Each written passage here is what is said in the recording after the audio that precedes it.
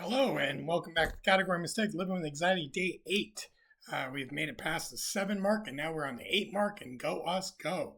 So, yesterday was a good day. Had a good day overall. Actually, it was a pretty good day overall. So I spent the day with doing some outside stuff. Then I spent some time with my grandson and then I spent some time with my wife. We went shopping at Home Depot for things we're doing outside that we didn't think we were doing outside, but we are now.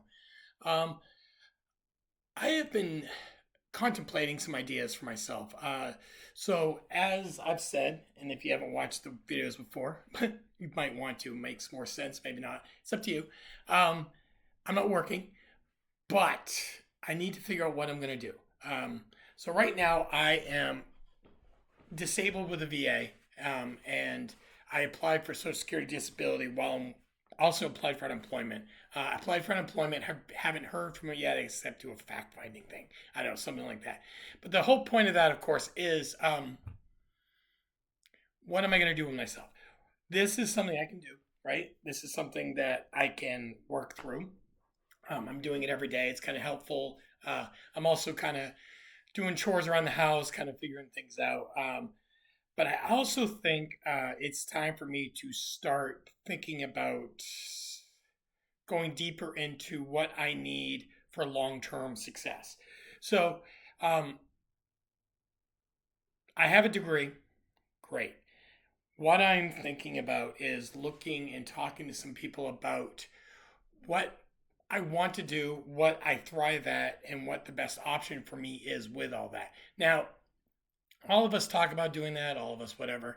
I need to actually do it. I need to not use my own self, but speak to people who aren't involved in my day to day life. Give them the facts, give them what's going on, and say, hey, what do you think? What's your idea? What's your thoughts? What's your contemplations? So that's what I'm going to start doing. Now, how am I going to do that? Pretty simple, right? What I'm going to do uh, is I'm starting to write up kind of a resume ish. It's more like a history of me, and I'm going to give it to some people that I know that don't know me like deep, you know, but they know who I am. They know enough about me, and just say, hey, if you just saw this randomly from anybody, what would you recommend? What would you do? What would you say? What would you offer for advice? And the reason I'm doing it that way is if you're really close to me, if you know me really well, you're going to tell me, hey, you love teaching, or hey, you're good at this.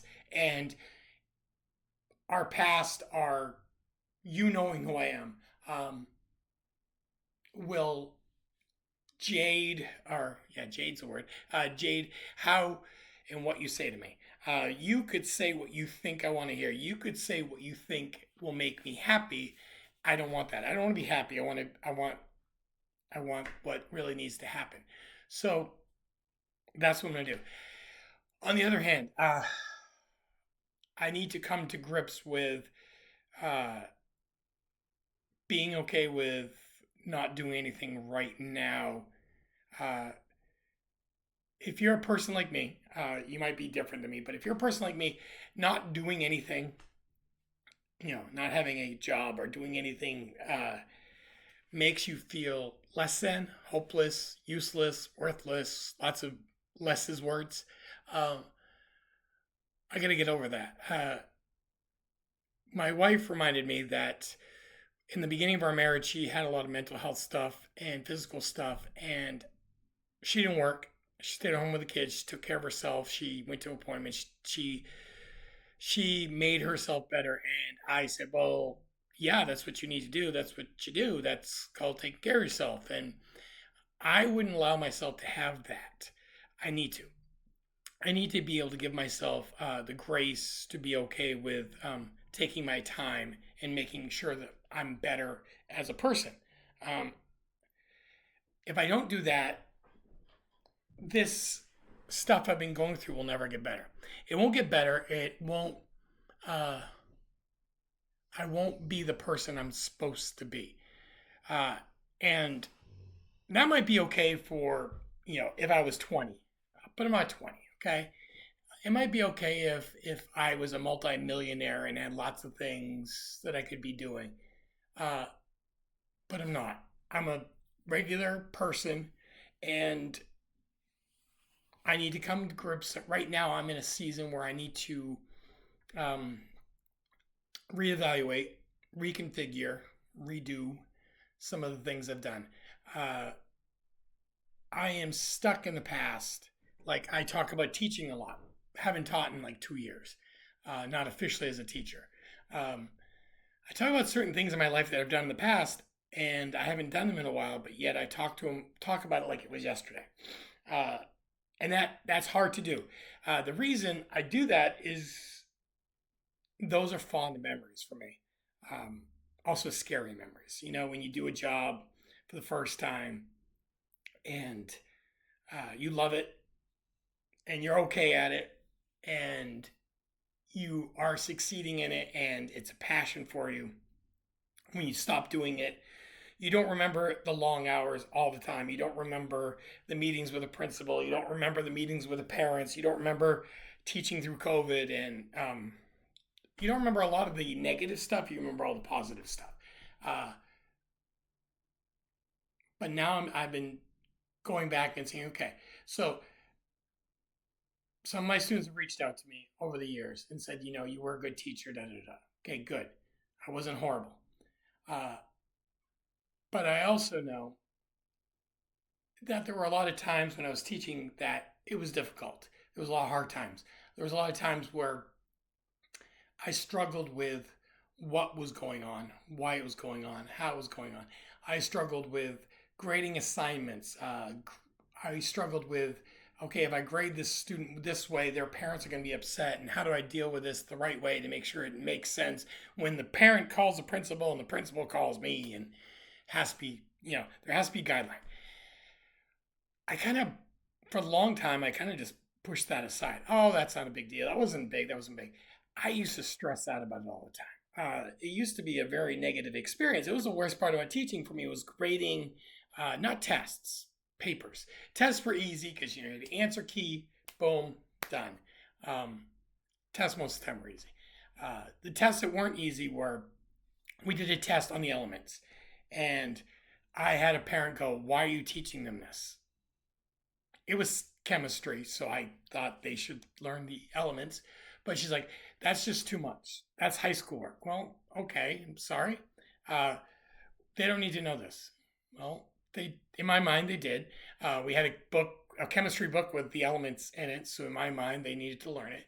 But normally, tests were good because you had a right answer or wrong answer. You know, pretty simple. Multiple choice, long answers. You usually could get a gist. Most parents didn't complain about a test, answers on a test because you had an answer key.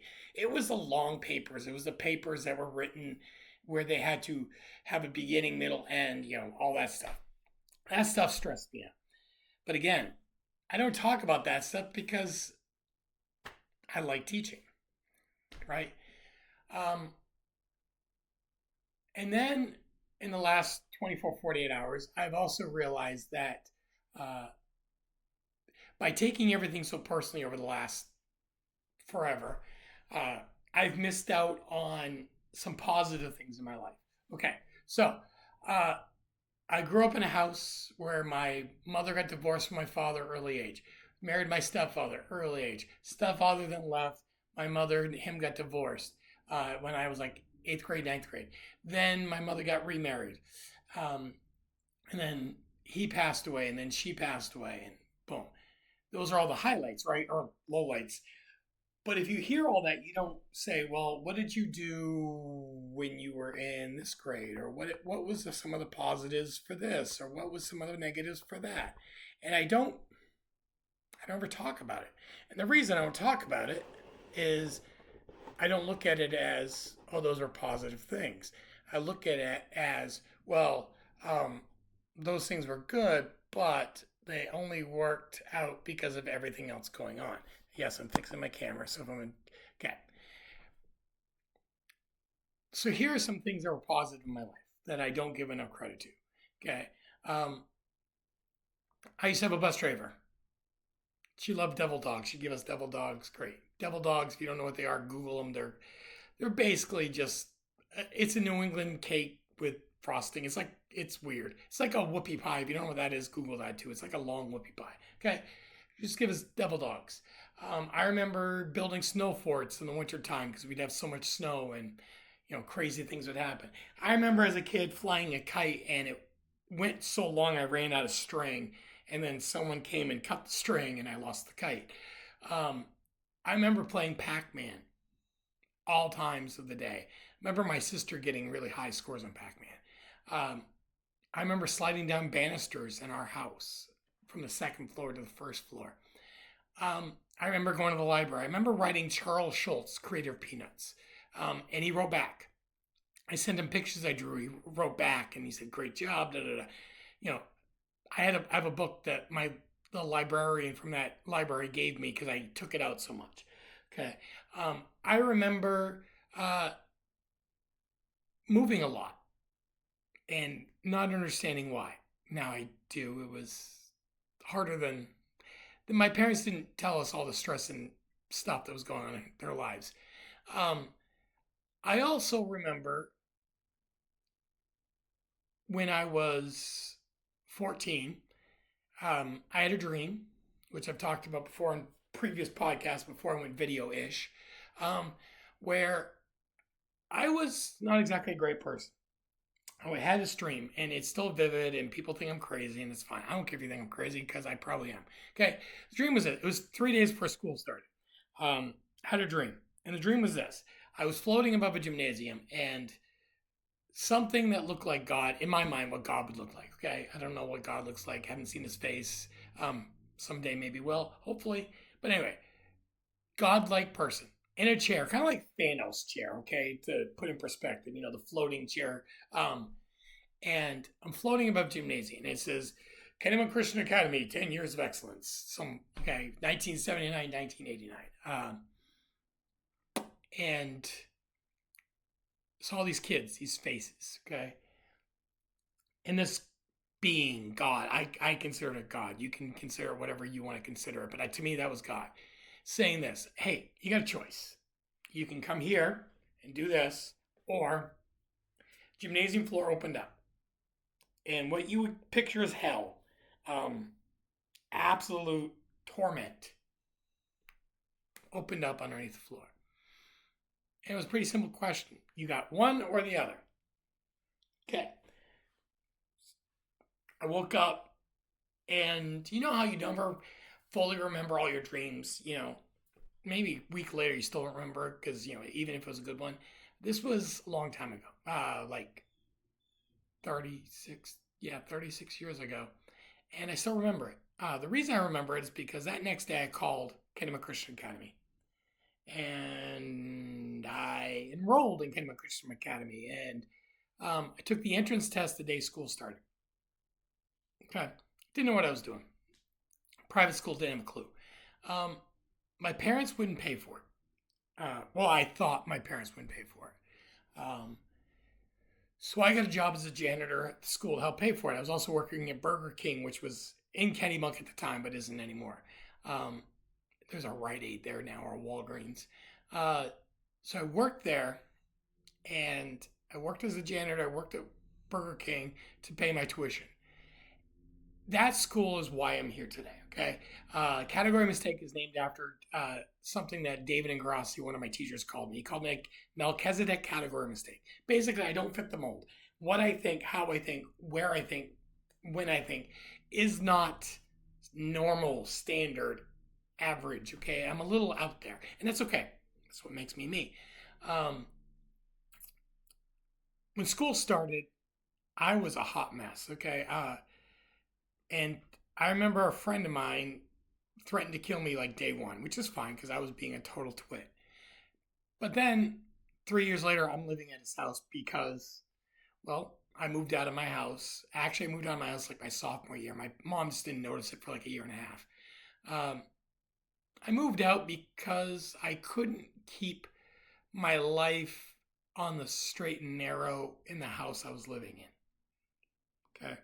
And I knew that my mother and my environment were not beneficial to me succeeding as a human being. So I couch surfed for like a year and a half. Then I moved in with my friend. Um, and I still worked at the school. I still did what I had to do to get my tuition paid. And that's fine. Okay. Graduated high school, got married. Had a child, got married. Uh, been married for 30 years. But see, lately, every day almost, I forget all the stories, the things that brought me here. I only talk about what's stressing me out today. I only sometimes talk about the things that are been negative in my life.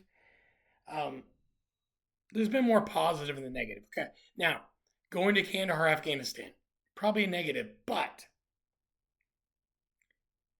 because of my time in the service, I was able to help my kids go to college better, help my wife go to college. I went to college.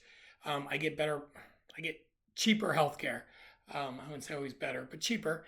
I got to meet some people that are very important to me. I got to meet people who I actually care about. Some of them even cut hair and do nice things for people. Um, I got to meet people from all different countries, cultures, environments. I get to see the world. Even if the world isn't always pretty, I got to see it. Um, Going to KCA, Kinema Christian Academy, I met people. I met my wife because I had to get a job to pay my tuition, and getting that job is where I met her. Okay? These are all things, positive things that made me who I am today. I would not be sitting here without all the positives and negatives of my life. And sometimes you think, Back to the Future or Avengers Endgame or other time travel movies, all these different time movies are like go back in time and kill baby Hitler. That's not how it works, right? You can't go back and fix your mistakes and expect to have the outcome closer to what you want. It doesn't work that way. You never know what um, event in history of your history or world history made you who you are. If I go and say, well, I'm not going to drink for the first time or do speed for the first time or do drugs for the first time, I'm not going to do any of that. I'm not going to steal for the first time. I'm not going to listen to sirens going off in the background for the first time. I'm not going to do any of that. Well, if I don't do that, I don't have a life where maybe I get pushed, nudged to go to a place where I never thought of going in Kennedy Christian Academy. If I didn't go to Kennedy Christian Academy, I wouldn't have met the people that I feel are near and dear to my heart, including my wife, because I would not have gotten a job at the Biddeford McDonald's in 1993 if I wasn't at Kennedy Christian Academy. And if I wasn't at the Biddeford McDonald's in 1993, I would not have met Lynn Marie Coffin. And if I didn't meet Lynn Marie Coffin, I wouldn't have got married to Lynn Marie Coffin and turned her to Lynn Marie Mariello. And then we wouldn't have our children and our grandchildren. And see, those events change who you are. Now, would I say, hey kids, don't do this because even though it worked out for me, it's not beneficial? Absolutely. But I can't change my past. Even today, I do dumb things. I try to do less dumb things, but I still do dumb things. But now when I do them, I try to say, okay, I screwed up tomorrow. No, tomorrow I'm going to do better. Tomorrow I'm going to push myself a little harder. Tomorrow I'm going to try to thrive in a different way. Tomorrow I'm going to tweak something to make it better. Will it work? Who knows? Will I keep trying? Absolutely. And that, I think, is the point. The point is, I have anxiety, a lot of it. I have stress. I have depression. I have PTSD. I have all this stuff, right? All of us have anxiety in our lives. All of us have stress, depression. All of us have chapters in our life with this. But if I wake up tomorrow and I say, I'm just depressed, I have anxiety, oh, poor, pitiful me, I'm never going to get out of it. I'm never going to get out of it to figure out how to fix myself. So that's what I'm going to do. I'm going to figure out every day something different I can do. Now, I started by saying probably 4 or 5 days ago, I'm going to try to do 3 things a day, 3 positive things a day. I'm adding to that now. I'm going to do 3 positive things a day or 3 missions a day, but I'm also going to evaluate what I did the day before and what I can tweak or change or make better from the day before. So that's what I'm doing. So yesterday my wife came home. I was stressed out. I kind of snapped at her. Today, she's gonna come home, and it's gonna be a more positive experience. We're gonna maybe even like each other a little bit. Now I apologize for snapping at her. It wasn't. It was just a long day. That's the point, though. Is I'm going to every day evaluate the day before and move forward. Can I stop my anxiety? Can I stop my depression? Can I stop my PTSD and my stress? No. Can I do things to help them not rule my life every day? Absolutely. So that's it. So day 8, we've done day 8. Thank you all for watching. It's weird. I don't have a lot of subscribers. I have views on YouTube. I have listens to on Spotify. I have views on Spotify. I'm kind of all over the place, and it's great. It's weird. It's hard to understand the numbers. I'm not trying to understand the numbers. The big thing is I'm going to keep doing it, and as long as it helps me, that's all that matters right now. And if it helps somebody else, even better. So thank you all for watching. Let's go to day 9 and succeed again. Thank you all.